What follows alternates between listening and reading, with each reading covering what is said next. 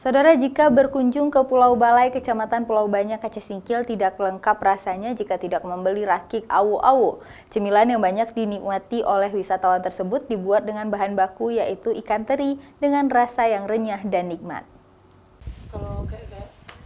Raki awo-awo merupakan salah satu buah tangan yang dapat dibawa pulang para pelancong yang datang berwisata di kawasan gugusan pulau terluar di Provinsi Ujung Paling Barat Indonesia tersebut.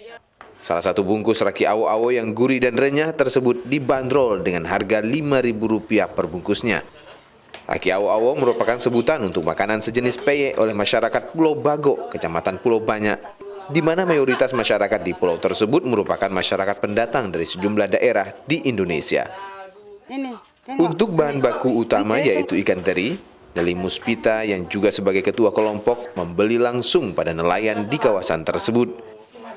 Dalam satu hari biasanya mampu menghabiskan 1 kilogram ikan teri untuk produksi 200 pak raki awo-awo.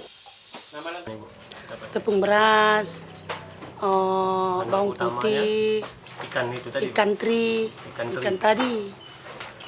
Ini ikan ini kita beli dari nelayan? Iya, dari nelayan. Berapa sih kilo? 15.000.